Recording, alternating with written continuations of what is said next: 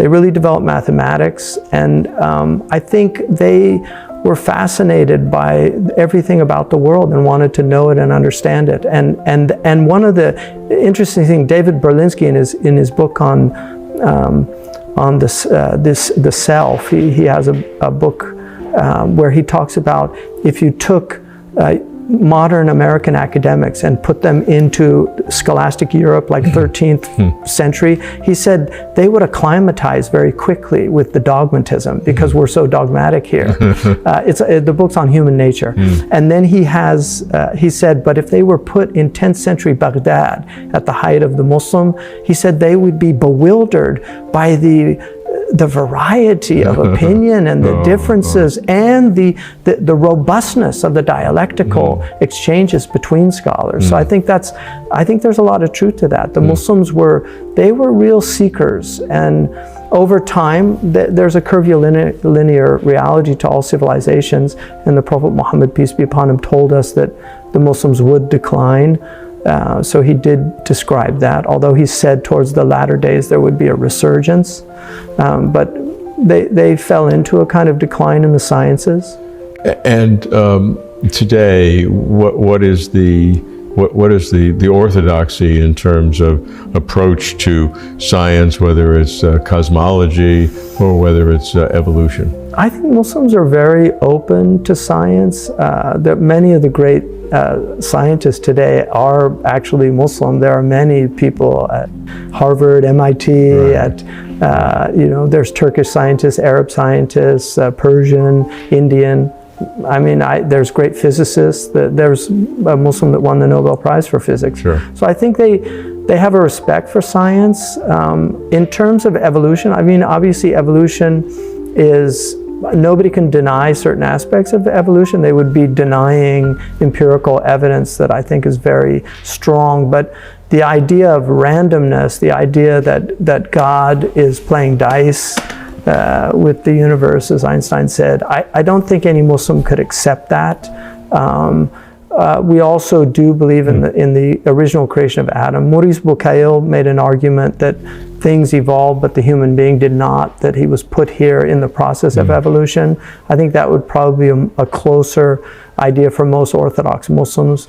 But there's also evolution. There's Stephen Myers doing some really interesting work. There's a book called Theistic Evolution, which is, I think, edited by him, but challenging a lot of the assumptions. And I think that he's convincing a lot of people that the model that evolution presented, this idea of simplicity down as foundational, is not holding a lot of water. So I think, we have to see, science can become very dogmatic and not allow for alternate perspectives. And I mean, Thomas Kuhn, Scientific Revolutions, these are realities that theories break down. So we don't know. And I think for me personally, I think anybody that denies design, obviously Dawkins would say you don't understand evolution, but I just feel like it's so evident. I mean, the opposable thumb, the eye,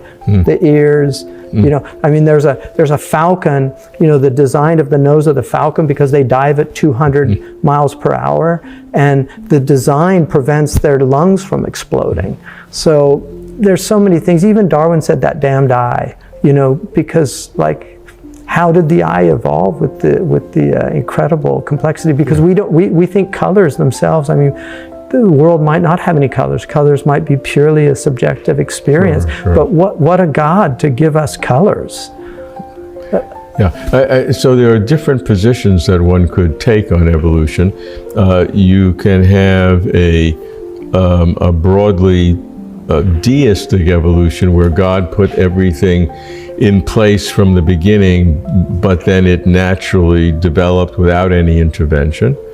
You could have a theistic evolution where God set it in motion, but needed to intervene at places to create step function differences of different people. Yeah. However many times you think God may have done that. Right. And then, of course, you could have no God and just the evolutionary process. And I think it's not difficult to explain all of the different facets of why things look like they're designed, because in a sense they are designed. Evolution would say they are designed, but through the long process of evolution, the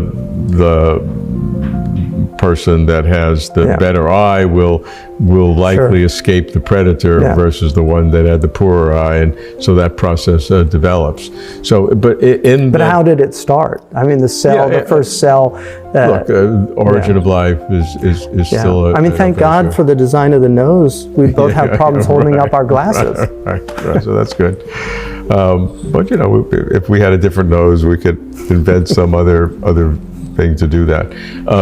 But in the Orthodox Islamic tradition today, which obviously it's not purely random, is there a theistic evolution, or I perceive that there's a lot that don't believe in evolution at all? Sure, I think the majority of Muslims don't. There are people writing now on theistic evolution. There's recent books on the idea, so I think it's being debated. But the idea of randomness is absolutely unacceptable. What I would say, and I have said this before, if evolution were true, hypothetically, if evolution were true, and God used the mechanism of randomness, like obviously it's not random from God's knowledge, but if he used that, like God made us to learn through hit and miss.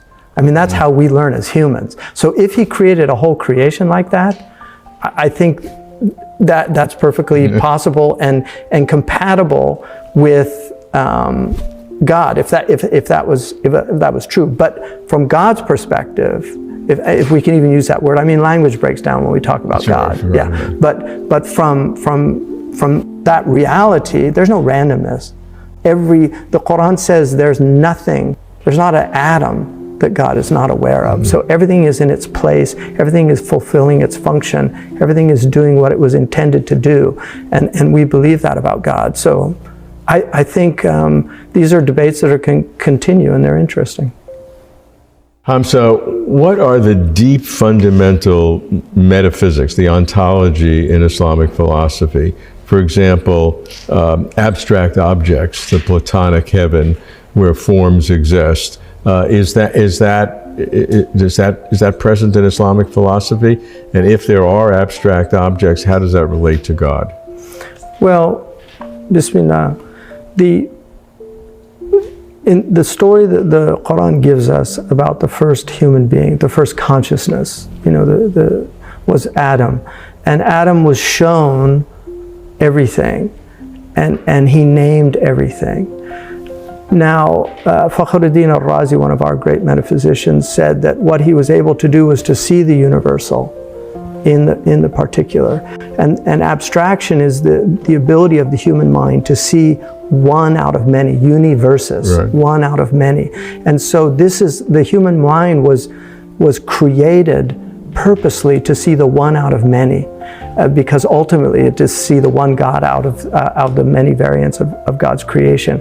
And so the abstraction is the great gift of the human mind, that we can abstract, that we can, in Arabic, tajrid means literally to make naked, to denude, and to get to the essence of a thing. And this is why a human being can categorize things. If I say to somebody, could you get me a glass? They go to the kitchen. I don't have to say which glass, in some kind of nominalistic idea that every single glass is unique. No, he has the universal concept of glass, which enables us to talk. So we're constantly talking with abstraction. There's no way we could speak or communicate without abstraction. So those abstractions are a gift from God, and it was designed for the ultimate abstraction, which is to see the reality behind the multiplicity, which is one. And that's why we're called muwahidun, those who make one. That's what the Muslims are. They are those who make one. They make God one in their understanding, because there are others that give God multiplicity or deny God and then make the universe a God, because there's no such thing as an atheist. if somebody says, I don't believe in God, they have to believe in the universe. Right, they have to believe in materialism. So what they're doing is they're giving the attributes of God to other than God. And that's the essence of shirk in our tradition, which is the worst sin, which is to associate with God what cannot be associated with God. Okay, so that would seem to indicate a nominalism where the human mind abstracts the ideas of the universal from the particulars, but there's no self-existing universal. Yeah, you get into big debates. And these are metaphysical problems, and obviously Hume and his ilk completely dismiss them as just a waste of time. But there is an idea of what are called source forms or archetypes, that everything is coming out of these source forms, and that's how we recognize them in this world. It's a very different way to conceptualize. Yeah, so there is this idea. I mean, Muslims tend to be realist in the traditional sense of that word, not the modern sense of it. So we're not idealists, not like Berkeley's idea of the world, where it's just a perception in the mind of God. No, it's real. Yeah. No, there are real things, but then there are also things that have an extra mental existence, Okay, well that's different than if we have the ability to abstract something. That's something we're creating, as opposed to like something numbers. Do numbers exist? Yeah, exactly. Right. So numbers are pure abstractions. Right. I mean, there's no number in the world. It's the mind that gives the world number. Right. Avicenna has a whole section about that. Right, but is that something that we're inferring by language, and therefore it's kind of a fictionalism to have a universal, or is there some fundamental universal, perhaps, that God created, or some relationship with God that we're then able to perceive? Yeah, and I think these are the debates that the metaphysicians have, and it's not a dogmatic view in the Islamic tradition. So there's no fixed dogmatism on that. How about the relationship between God and time, which to me is one of the deep probes of both time and God? And the question is God, clearly God has no beginning and no end, but that can be understood in two different ways. One is that time is real and God is in time, but God never had a beginning and never had an end, and then will never have an end. So it's an everlasting situation. Right.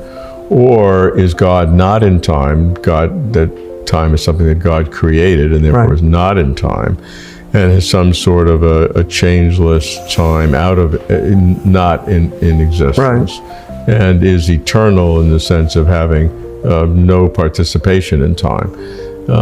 There's no difference in terms of God always being there, but a very deep difference in terms of the nature of God and how we relate to God. Sure. So I think that in the Islamic tradition, God is creator of time, that God, I think Muslims would adhere to the Aristotelian idea that time is the measurement of motion. And so God has no motion. There's no space that God moves in. God is infinite. Yeah. And the Prophet Muhammad, peace be upon him, said, do not reflect on the infinity of God, but rather reflect on God's attributes. Because like Cantor, who worked on actual infinities, you can go mad thinking about infinities.